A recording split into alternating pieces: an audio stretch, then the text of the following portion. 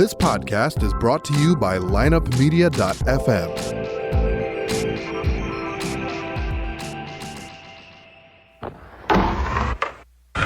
Because if you can tell me what your habits are, I can tell you what sort of a person you are. I can tell you what your future looks like. But like I always say, life is 10% what happens to you, it's 90% what you do about it. The people who are most effective in the workplace believe that their future is going to be bigger than their past. When people don't believe that their future is going to be bigger than their past, they begin to disengage. You're listening to The Circuit of Success, a podcast dedicated to helping you achieve success in every facet of life. Only on the lineupmedia.fm podcast network. Now, your host, Brett Gilliland.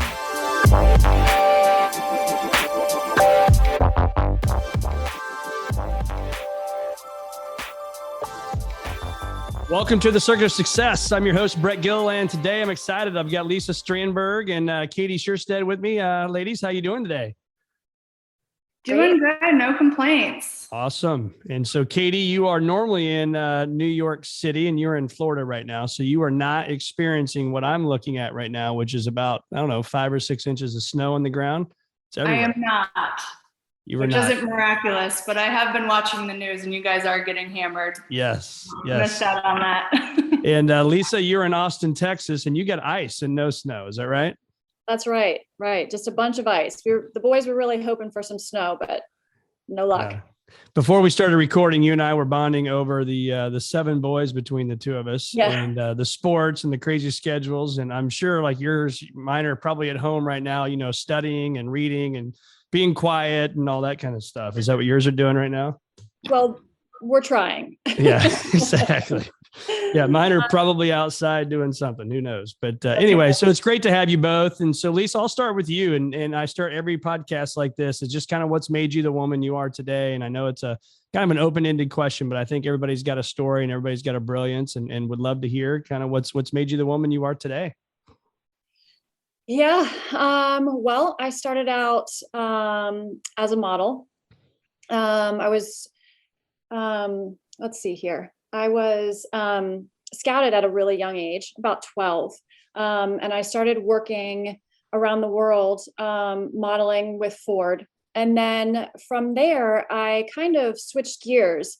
I loved being in the offices all the time. So I loved being in the agency and I loved seeing kind of the back end of what the fashion industry was. So then I tried at my best to just move everything and ended up in New York and working as an agent for Ford models. Okay. And I was there working at the best time. It's when Eileen and Jerry Ford were there. And it was just a phenomenal time and a phenomenal experience. So I was able to see so many different sides of the modeling industry. So I learned about fashion for sure through all of these pieces, from styling, excuse me, and being a model myself and then being an agent. You just learn so many aspects of the business. And now building our own brand, I was blessed to have these building blocks for sure of knowledge of how the industry works. And now with just an incredible business partner and my sister who's actually trained in the fashion business. Great. Well, we'll transfer it into Kaitie right now. And I know, Kaitie, you had some with Louis Vuitton. Is that right? And you've been in New York working in that industry? Yeah, I worked for LVMH for a little bit right after college. And to your question, I guess you were saying, what made you the woman that you are today, which is such a great question. One thing that I think about immediately is our upbringing. Lisa and I grew up in Florida, so the beach and the ocean was in our backyard and we treated it like our playground.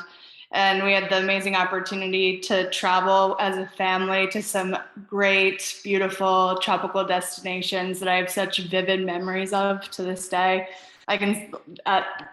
Comes to my mind the pink sandy beaches in the Bahamas, or boating through the Virgin Islands, not to brag. I bet you're like, I'm looking at snow. Right yeah. And just seeing the various colors of blue in the ocean, the Caribbean, or just the overall laissez-faire feeling of floating in the ocean. Those are things that were pivotal times in my life that definitely contributed to who I am as a human being. And I moved to New York and I went to FIT and I worked in fashion. I interned at a bunch of different companies and kind of brought that all to the table when we were creating our own brand, which is the Shoreline. Yeah, that's awesome. So, I mean, I think both of you, what I'm hearing is you had some industry experience, and but what I love and why one of the reasons I do this podcast is you really decided you could do this on your own, right? You could continue to work for the Louis Vuittons of the world or Company X or whatever it may be, but you said, you know what, I've got a vision, I've got a mission, and I want to build something to be an entrepreneur. So, Lisa, what was that point like when you decided, you know what, I'm going to walk away from this job where I've got probably a salary and benefits and all this stuff. And you said, you know what, me and my sister are going to bet on ourselves. Yeah, I was done modeling at the time, done being an agent, done kind of being and styling. And we had moved to Florida, and my husband and I and the kids. And it was just this kind of aha moment of us going to the beach a bunch with the kiddos and just saying, you know what, there's not really something out there that being a busy mom or just even a busy woman that I want to throw on every time I, head to the beach. And so that was kind of a moment. And then Kaitie was just graduating from FIT. And I said to her, I called her on the phone and I remember saying, what do you think about this? And my husband is very, very supportive. And he was like, I just think you should do it. And I was like, okay, I think we should. And then all of our, experiences and our backgrounds just meshed really, really well together. And it really worked out. Yeah, for sure. And so really it came up from your upbringing of being on the shore and having this stuff. And Kaitie, so when you get this phone call from your sister and you're just graduating college, I mean, are you like, I'm all in, or is it like, hey, let me get my feet wet for a while? Yeah, I mean, I thought it was an ambitious opportunity for sure, and I would be a fool not to join her in something so amazing. Obviously, I did take a job right after college to get my feet wet or what have you. But yeah, we saw a void in the market, and when you see that, the obvious choice is to just fill it. So yeah, went with it. So what do you think when you look at, all of us on here today, and I didn't mention this, but I'm part of an executive forum. And so we've got, 5 guys that we get together, 5 or 6 guys we get together every month. They're on here. You can't see them on the screen right now. I won't name their names. I didn't ask them for permission earlier, but so anyway, but we've got other people on here. And so we're all used to either starting or running businesses. Right. And I think one of the biggest things and the biggest hurdles that we deal with is when you're at the top, you're running a business like you two, it can be lonely, but it can also be extremely difficult. I call it the entrepreneurial roller coaster. And so Lisa, for you, like, how do you stay on the roller coaster versus wanting to maybe get off or jump off? How do you stay on it? And how do you, choose to get up every day and keep going on the fight? I think it's honestly it started out as such a passion project for us. So there's so much kind of love and devotion that goes into it. And I think that's a great, backbone to have when you have something, they always say, it's not like going to work when it's something that you're truly passionate about. So for me, I have distractions with also managing being a mom and a wife and everything else.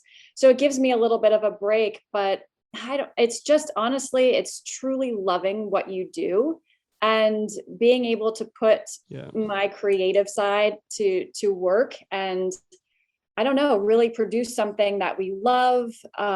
We love to wear it, even if it's, is beachwear for us, me being in Austin and, the ice outside and everything. I'm still always throwing on something from the Shoreline because it's just easy.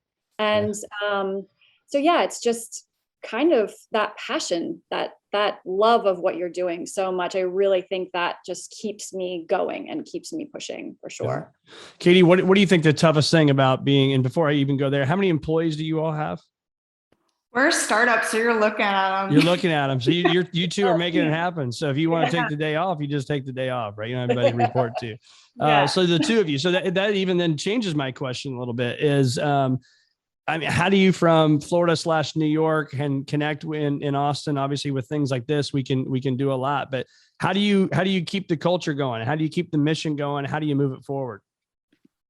That's a great question. And I was thinking about this the other day. I'm reading this book called The Happiness Advantage, and it's about company culture and how people often misunderstand that you don't become successful. You won't be happy if you become successful. It's the other way around. It's most often if you're happy, then the success will come from there. So I think it's super important. I look back on companies that I've joined in the past and how the work-life balance is really important, and just overall having passion for who you're working for. I think. Yeah. How do you stay focused on that? And so, because I know for me, Lisa, we talked about the kids and all that kind of stuff, but I have a hard time turning it off, right? I think when you love what you do and you've got a passion, you've got a mission, and again, you love what you do for a living. I find it really, really difficult to turn it off sometimes. Do you struggle with that, both of you?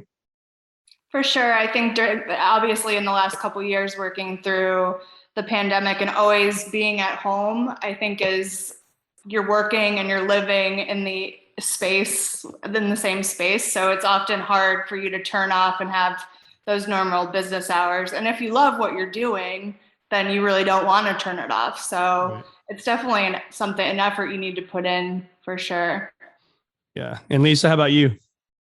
Yeah, I think my kids make me turn it off, like you were saying before, having a 15-year-old going to be 16 years old, and you want to instill in them, not to be on your phone and to make sure that you have this balance of working hard and doing school, but, also being very present. So there's been plenty of times that my 15-year-old will take my phone from my hand and be like, okay, Mom, let's done. Let's do something, or, just try to shift. And especially, our 8-year-old as well. So they really do help. Otherwise, I think I would be 24/7, because there's plenty of times you just wake up going, oh, wait, I got it. That's a great idea. Or this, so definitely something that's a work in progress. And so you met these guys earlier before we started recording, but Andrew Davidson, managing partner of the St. Louis KPMG office, said, how do you anticipate handling the ever-changing fashion to stay relevant and adjust to consumer needs to stay ahead of the changes? Because, this is changing all the time. Things you wore, it's funny, during COVID, I look back at some of either my suits or my business pants, and maybe they had pleats and cuffs and now they don't, right? So this thing is constantly changing. And so how do you stay on top of that? It is a constantly evolving and very dynamic industry, and we have changed the way that we live our lives gastronomically in the last couple of years. I went from selling actually men's suiting to now selling what we have with it, which is comfortable clothing for women. So, I think that,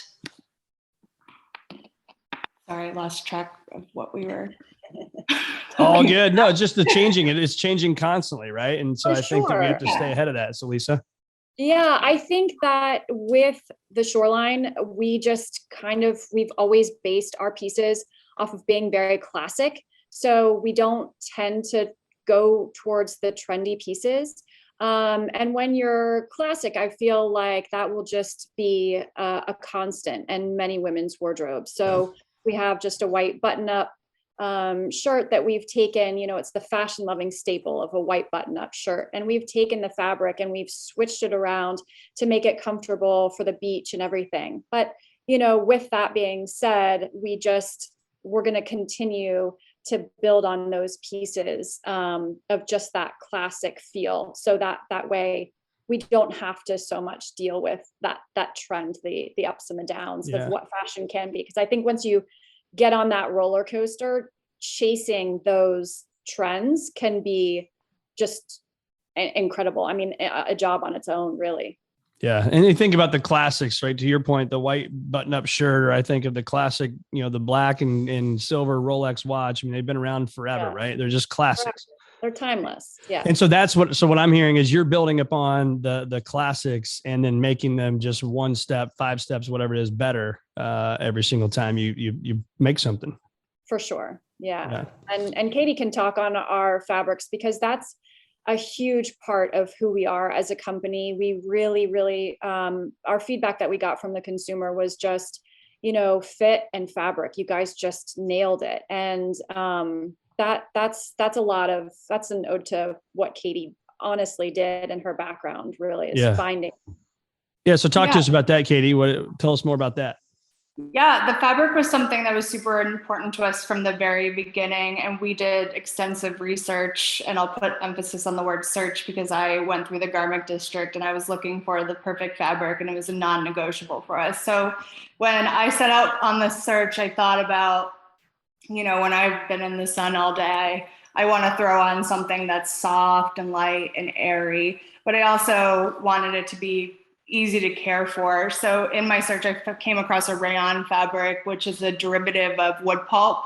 And the intention is to have the characteristics and the hand feel of like a cotton or silk, but the care is much easier, meaning if you wore a silk dress, let's say, out, or you wouldn't, if you were wearing your I've not yet, so I'm going to choose to not do that. Who knows these days? That's right. Yeah. You'd probably, your go-to you would go to the dry cleaner, I think. So with this, you could just throw it in the washing machine on cold, air dry, easy peasy. So we went with that. And like Lisa said, we got amazing feedback from the fabric. So we nailed it. And that's what we intended to do.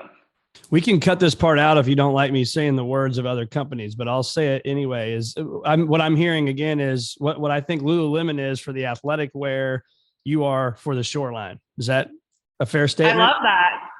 Love it. Yeah. You can put Brett Gilliland under that and start using that in your We're going to put it right on the website. That's right. Now. But is that kind of what you're going for? I think that's a great parallel for sure. I mean, when I think about Lululemon, one of the things is it's workout wear, but it's also very comfortable. And that's because they put extensive research and development into their fabric. And that's something that we harped on, and it was a non-negotiable until we found the perfect one. So what do you see, Lisa, for future growth? I mean, you obviously have a vision and places that you want to go and things that you want to do. What has that been like for you, thinking about the vision in the future? Yeah, for sure. We really just want to continue to expand our collection. Like I said before, we're just based on a lot of classic pieces, and we will be reintroducing, all of the same pieces in this next collection. We're just going to go ahead and build on them with different prints and colors. The shoreline, we just always want to keep our classic pieces because they're just that, they're classic and they're timeless. And our customers have requested a little more kind of everything. So we're planning to deliver on that. We have a Landon tank that we love. It's going to be just our summer staple. And we love to pair them with a little pair of shorts. And we just want to continue to keep those pieces, like we said, classic and timeless. And then our hopes are to expand in the children's market, being that we have 3 boys and a niece and a nephew. And so we want to incorporate that as well. And then possibly, work with a couple other designers, startups as well, just like a jewelry designer or something like that. That would be. Put it all together. Yeah. So for you, Lisa, you were, modeling all over the world. Obviously, you're showing up to places and there's food and there's people catering to you and all this stuff, right? I had a good friend that was a model for Ford Agency, actually went to college with. Yeah. Scott Newman. Do you know Scott Newman by any chance? Scott Newman. No, I was not on the men's board. The women's board and the men's board was very, very separate. Even going from being a model and then to being an agent, it was kind of funny. Okay. They had their own entrances. This would have been, I guess, the mid to late 90s into the early 2000s when he was doing that. But probably the same time. So, but anyway, you show up and you're just basically getting taken care of, right? And then now, talk to us leaders that are on here, the people that are listening to this show, that there's the not so pretty side, the not sexy side of being a business owner. So how do you deal with that when you went from being catered to now you got to be the CEO and the janitor and everything else? What's that like for you now? Being a model, it is just that. It was kind of the, everyone catering to you. I had a different mindset, I think, from the very beginning.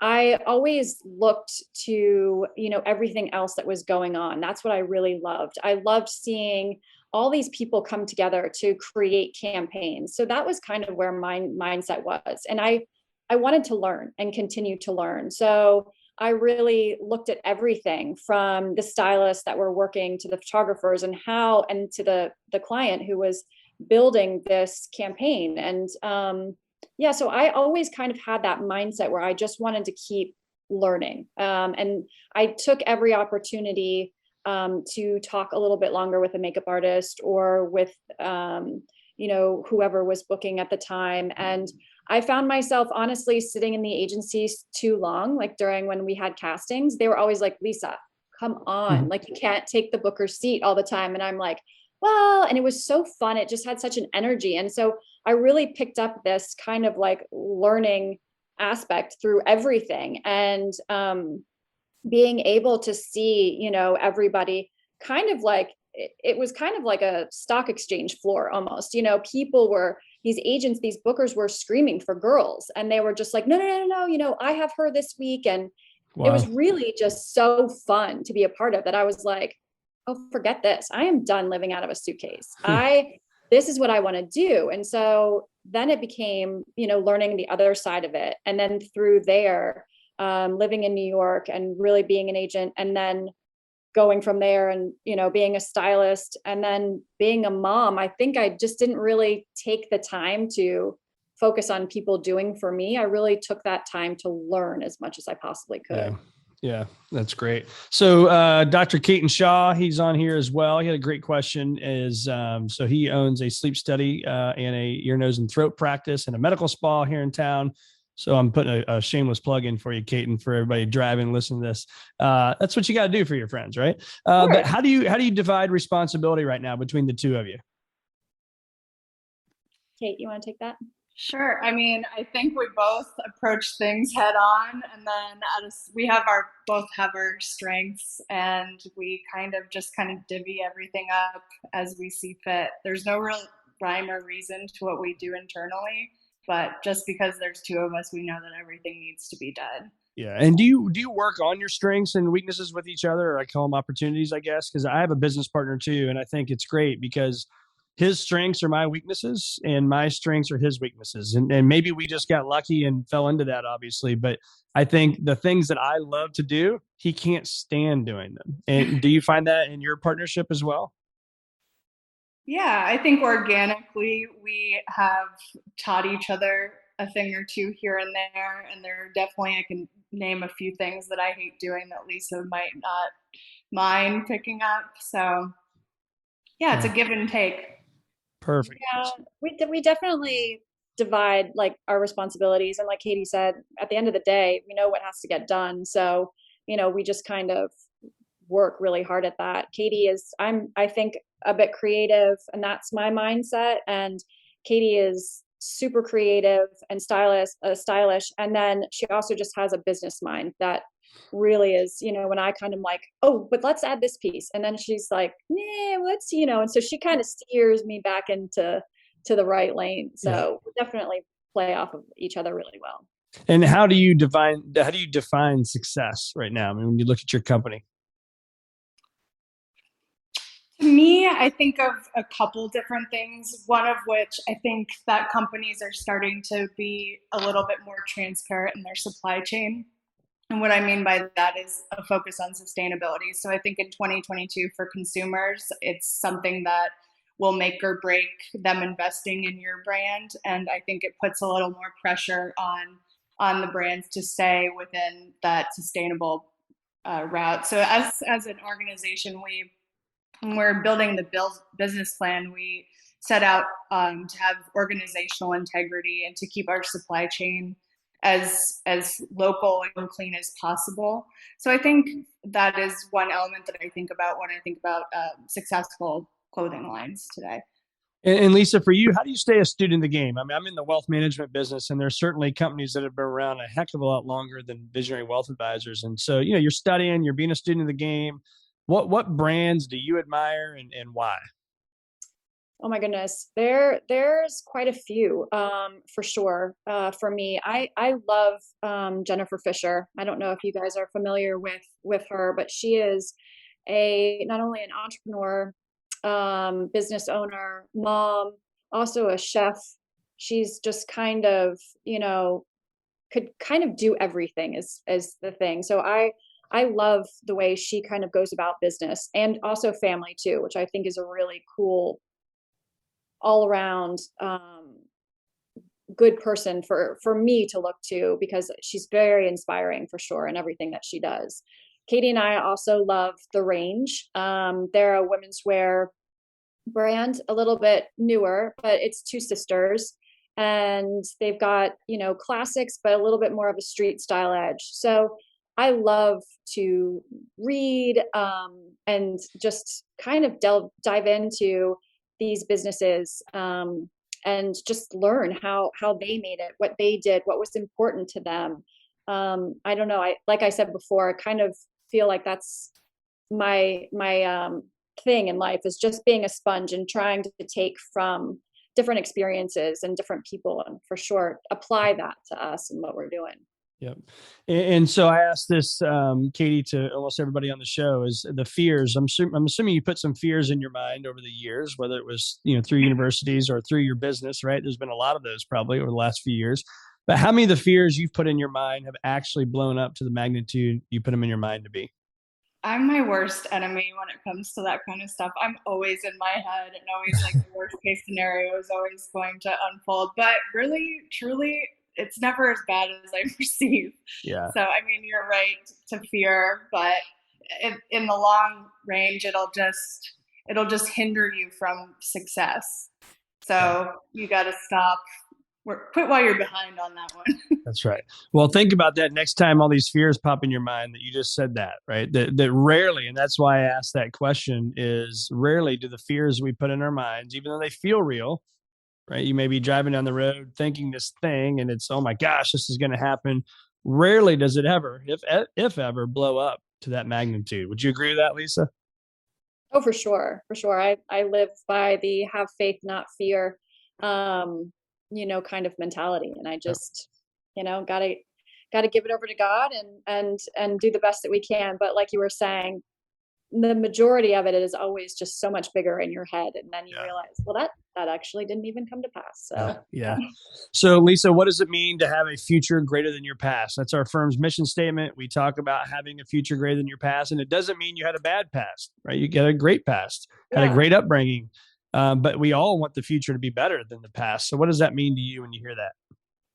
For sure. I would for me, that's a really good question. That's really hard to answer, because have a future greater than your past. I mean, like Kaitie was saying in the very beginning, our past has been very, very, beautiful and blessed in so many different ways. But just, the future, just continue to work hard and continue to, I guess, live that mentality of having faith and not fear, and going forward, and just the excitement of seeing my kids and all of that. That's a really good question. Well, you can ponder on that in your next, some quiet time, some think time.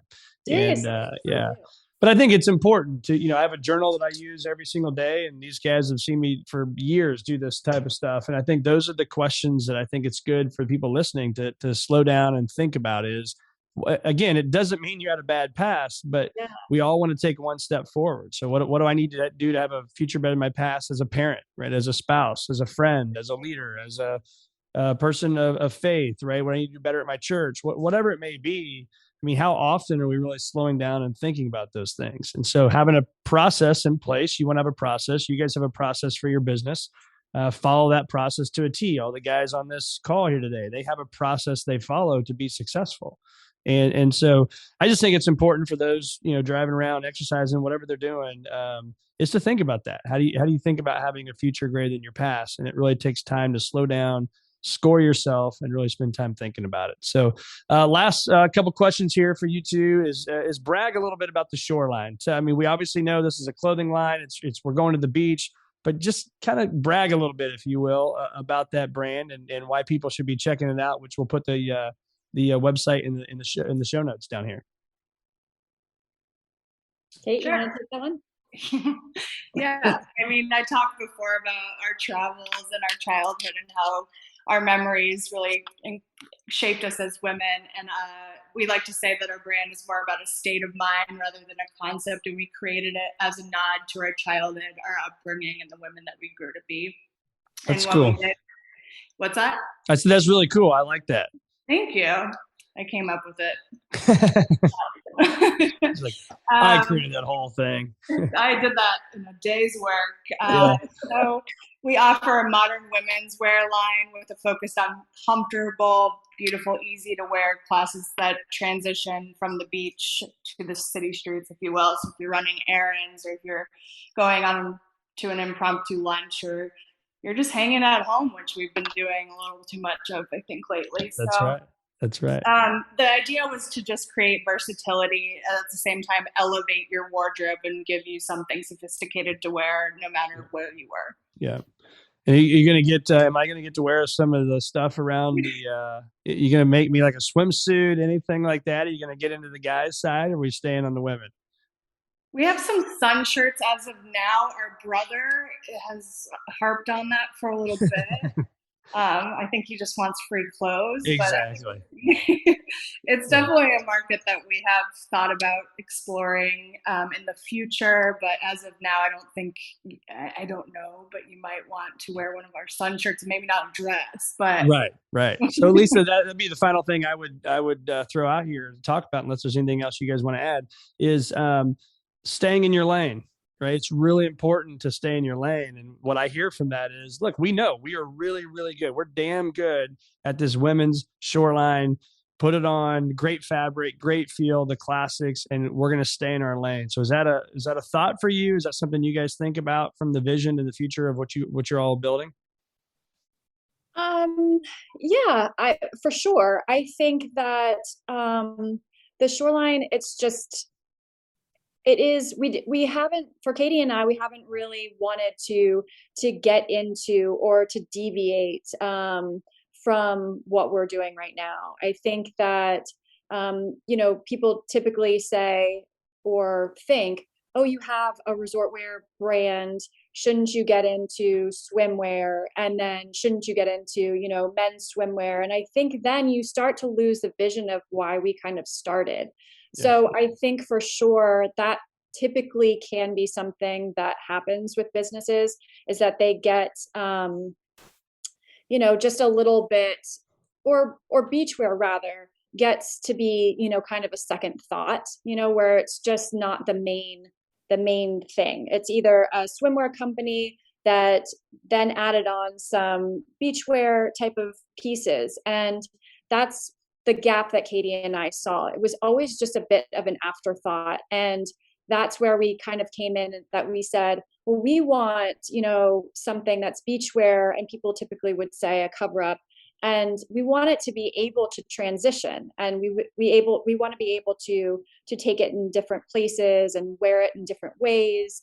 And I think that is where we just want to stay right where we are right now. Certainly want to collaborate for sure with other people, but we really do. We want to keep our focus as of right now just on doing what we're doing, and that's just creating the shoreline with just these stylish cuts, but in fabrics that are appropriate for the beach and beyond, like Kaitie was saying.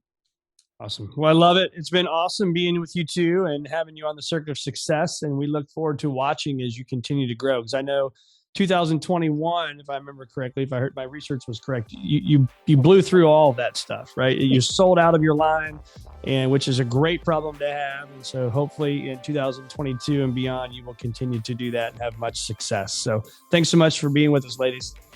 Thank you so much. Thank you.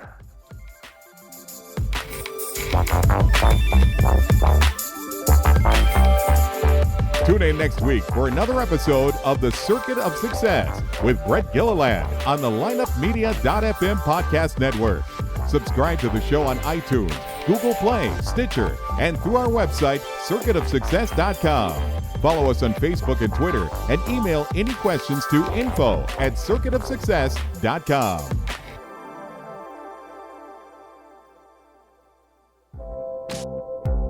This podcast was a presentation of lineupmedia.fm.